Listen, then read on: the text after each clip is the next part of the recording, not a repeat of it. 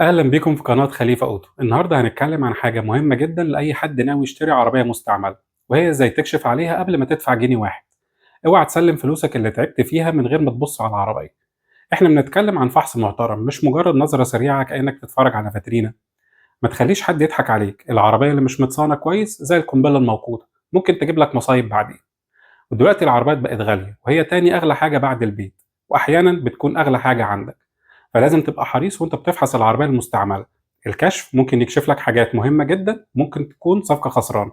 لازم تبقى عارف ازاي تكشف العيوب وتمشي بعيد عن اي صفقة مش مضمون. شوية دقايق فحص ممكن يوفروا عليك آلاف الجنيهات في التصليح بعدين. فقبل ما تمضي على العقد خد نفس عميق، جهز لستة الفحص وخليك معايا للآخر عشان تعرف كل تفاصيل فحص العربيات المستعملة. يلا بينا نبدأ. أول حاجة الفحص الخارجي، الكشف على جسم العربية والدهان. أول حاجة خد لفة حوالين العربية ببطء، اقف عند زاوية معينة وبص على انعكاس الإضاءة على العربية. لو شفت فرق في اللون أو تموجات في الدهان يبقى العربية كانت مرشوشة قبل كده. شوف هل في صدأ، خصوصا حوالين الرفارف وتحت الأبواب. ابعد شوية وبص على العربية كلها، هل وقفتها مظبوطة؟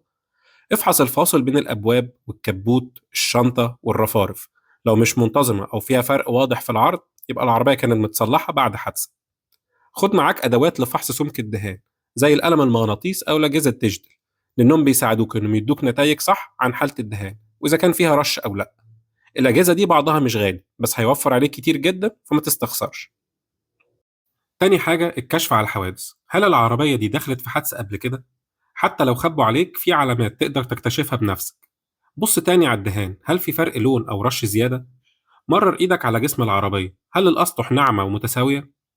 ركز على الفوانيس والاكسدامات والكبوت. افتح واقفل الأبواب والشنطة، هل بيقفلوا كويس؟ وأهم حاجة ما تنساش تطلب تقرير صيانة العربية لو متاح. الكشف على الشاسيه، بص تحت العربية، ركز على العتب والقوايم والكمر الأمامي والخلفي.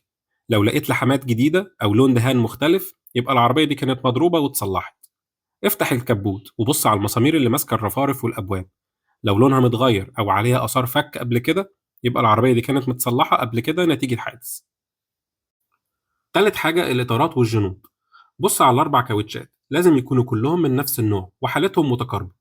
لو في كاوتش جديد والباقي قديم يبقى ممكن يكون حصل خبطة أدت لاستبدال الفردة دي. اتأكد من حالة الجنوط وإن مفيش أي خبطات أو انبعاجات أو لحمات، لأن أي حاجة من دي بتكون دليل إن العربية دخلت مطب على سرعة عالية أو مطب عنيف، وده كمان بيأثر على العفشة أو كانت في حادث قبل كده. رابع حاجة إزاي تكتشف لو العربية كانت غرقانة.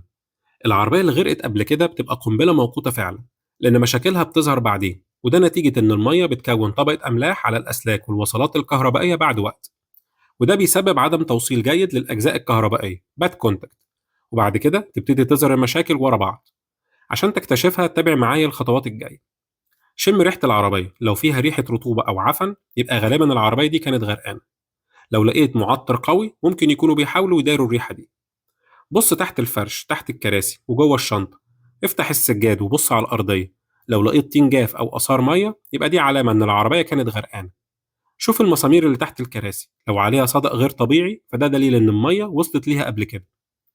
افحص الأسلاك تحت التابلو، لو لونها متغير أو عليها ترسبات يبقى العربية دخل لها مية. شوف الأنوار والأماكن المغلقة زي الشنطة، لو فيها آثار مية ناشفة فده علامة خطر. اختبر كل الكهرباء في العربية، النور، التابلو، الإزاز الكهرباء إذا كله شغال طبيعي. وأخيرا راجع سجل العربية لو كان متاح. خامس حاجة الفحص الميكانيكي. أولا المحرك، هنا بقى قلب العربية. افتح الكبوت وبص جوه كويس، حتى لو مش ميكانيكي في حاجات تقدر تشوفها بسهولة. بص على الموتور، لو نضيف بزيادة بطريقة مش طبيعية ممكن يكون مغسول عشان يخفي آثار تسريب زيت. شوف تحت العربية، لو لقيت نقط زيت على الأرض فده إنذار خطر إن الموتور فيه تهريب زيت. بص على السيور والخراطيم، هل شكلهم سليم ولا متشققين؟ الوقاية خير من العلاج خصوصا مع العربيات المستعملة. امسك مقاس الزيت، لو لون الزيت اسود ومحروق يبقى العربية مش بتعمل صيانة دورية. لو الزيت فيه فقاقيع بيضة يبقى فيه مشكلة في جوان وش السلندر. صوت الموتور، شغل الموتور وافتح ودنك. الصوت لازم يكون ناعم ومتوازن. لو في صوت تكتكة جامدة ممكن يكون بسبب البلوف أو التكيهات من التكة. لو في صوت تخبيط ممكن يكون في مشكلة في البساتم أو عمود الكامل. دوس بنزين واسمع، لو الصوت بقى خشن أو في دخان كتير فده مؤشر خطر.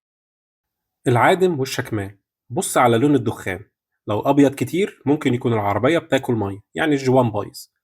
لو أسود يبقى العربية بتحرق البنزين زيادة ودي مشكلة في حساس الشكمان أو الرشاشات. أزرق يبقى الموتور بيحرق زيت وده معناه مشكلة في الشنابر أو الصمامات. ثانيا الفتيس أو الجير، لو أوتوماتيك حرك الفتيس لكل الوضعيات، لو في تأخير في الاستجابة أو في خبط أو رزع أثناء النقلات يبقى في مشكلة. لو مانوال دوس على الدبرياج وجرب الغيارات، لو حسيت بصعوبة أو طقطقة فالدبرياج ممكن يكون قرب يودع. سادس حاجة الفحص الداخلي والإلكترونيات، خش واقعد جوه العربية لأن ده المكان اللي هتقضي فيه معظم وقتك. أول حاجة خد نفس عميق، الريحة عاملة إزاي؟ لو في ريحة عفن أو رطوبة ده معناه ممكن يكون في تسريب مية. بص على الفرش، هل الكراسي مقطعة أو مبقعة؟ بص على التابلو، هل في تشققات أو آثار للشمس؟ التكييف والكهرباء، جرب التكييف، لو التبريد ضعيف يبقى في تسريب أو الكمبرسور ضعيف ومحتاج فحص كامل. جرب كل الأزرار والإضاءات الداخلية، ما تعتمدش على كلام البايع، كل زرار لازم تجربه بنفسك. جرب الكاسيت، التكييف، إزاز الكهرباء، وأخيرا اتأكد إن أحزمة الأمان، المرايات والتابلو كله شغال تمام. اتأكد من العداد والممشى الحقيقي، بص على دواسات العربية والدركسيون أو عجلة القيادة والكراسي. لو العربية عاملة 50,000 كيلو بس دواساتها متهانة يبقى العداد أكيد ملعوب فيه. اسأل عن تقارير الصيانة أو سجل التوكيل لو متاح عشان تتأكد من عداد العربية. سابع حاجة تجربة السواقة، دلوقتي بقى وقت الحقيقة. جرب العربية بنفسك، جرب العربية في الطرق المختلفة، المطبات، الملفات، الطرق السريعة. ظبط الكرسي والمرايات، شغل الموتور، هل بيدور بسهولة؟ اسمع صوته، هل في صوت غريب؟ جرب التسارع، العربية بتستجيب معاك كويس؟ جرب الفرامل، هل ماسكة كويس ومفيش رجة أو صوت غريب؟ خش على الملف، الدريكسيون بيستجيب معاك بسهولة؟ لو حسيت بأي حاجة مش طبيعية خليك حذر.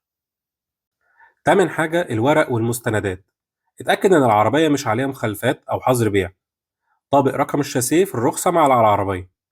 استلم كل فواتير الصيانة وراجعها كويس وطابقها بالكيلومتر وتواريخ الصيانة. استلم عقد موثق عشان تضمن حقك. تاسع حاجة القرار الأخير، مبروك، بعد الفحص ده انت عرفت العربية تستاهل ولا لأ.